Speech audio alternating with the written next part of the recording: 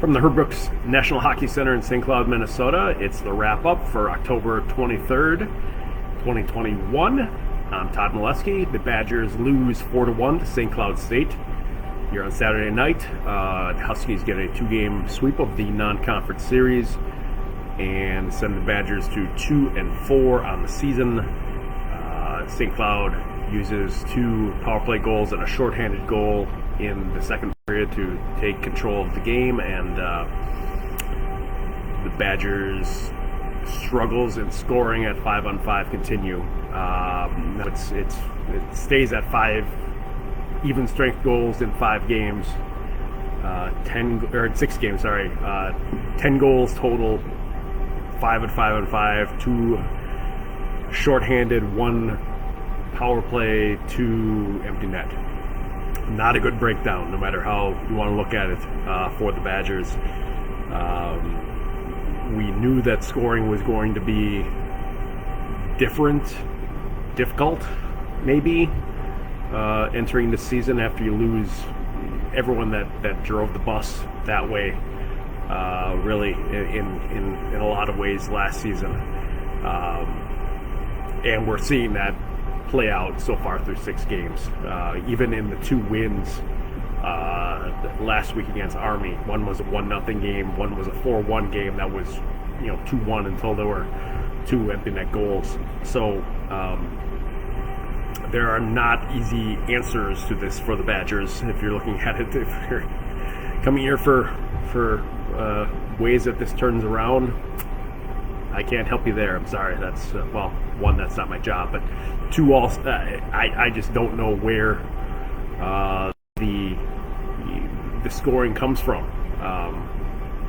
And I kind of made the joke on Twitter after the game during the game that if you had Dominic Mersch being the first Badger to 2 goals this season, collect your prize. And in reality, that's indicative of some of the struggles that Dominic Mersch is a 4th line player, but he's leading the team in goals right now, just because he scored shorthanded today. A nice finish by him, give him that.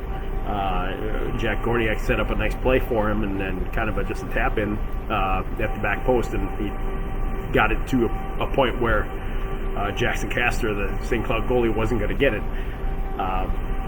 But there need to be other sources of scoring for the Badgers, other than a few guys with 1 goal and Dominic Mersch with 2. I think that the thing that's going to come out of this weekend and this game is the Badgers' struggles on special teams. Again, that's the obvious. The 2 things there, then, I guess, the special team struggle and the struggle to score goals at 5-on-5. So you put that together, and it's a really a bad picture when you can't score at 5-on-5 and you're giving up a bunch of power play goals and your power play is 1 for 20.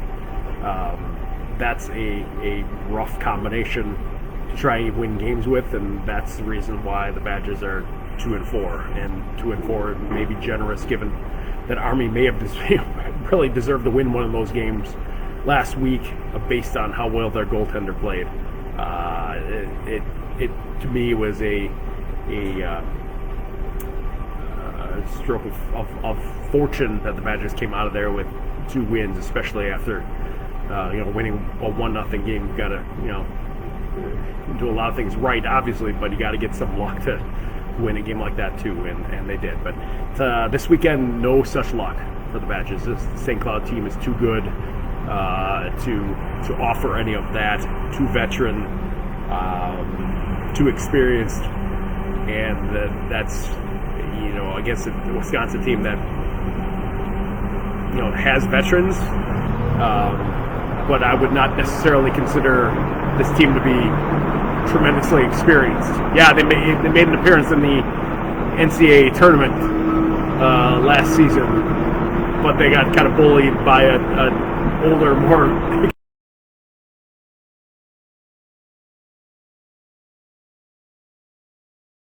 against St. Cloud State. Badgers just don't match up well against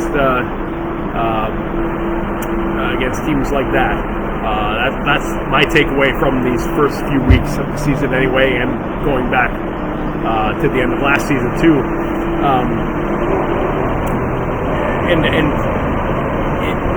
it's something where I think that the team's veterans need to make sure, and the coaching staff need to make sure that this frustration that they're feeling right now doesn't spiral the way that I think we saw it 2 years ago, where all those expectations on that team, it didn't get, it kind of went all right for a little while, and then it went downhill in the second half. And when the results didn't start coming, maybe the team broke apart. The final diagnosis of that was, multifaceted, and what went wrong that season with all that talent on it. We're talking about the 2019-2020 team. It's quite a different story right now with what the Badgers have on this team, and seeing the results end up being as they are because of that experience not being there in those crucial moments. That's how you end up giving up 5 power play goals on a weekend. How you end up giving up a 2-on-0 on a power play that just can't get anything going in terms of connections, passes across. It's just not happening right now, and I don't know if it's just a pieces to move kind of issue with the power play, or if it's more fundamental, skills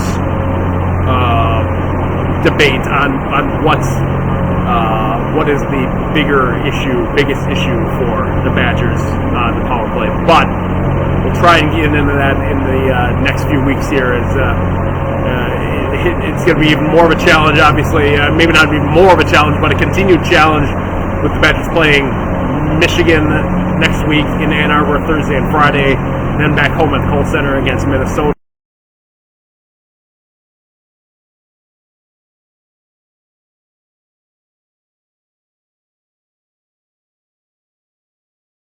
They have. The Badgers need to dig pretty deep and come up with some kind of answers on the penalty kill. And it wouldn't hurt for the power play to get moving then too. My friend Craig says in the comments, at least you're not 1-12-1 in the last 14 versus the Bulldogs. Touché. Not a tremendous weekend here for the Big Ten. It wasn't. Minnesota getting swept by Duluth. Michigan needing a 3-on-3 goal to split with Western Michigan. Michigan State was losing tonight. I didn't see what the final was. Notre Dame lost to RIT on Thursday before a game split.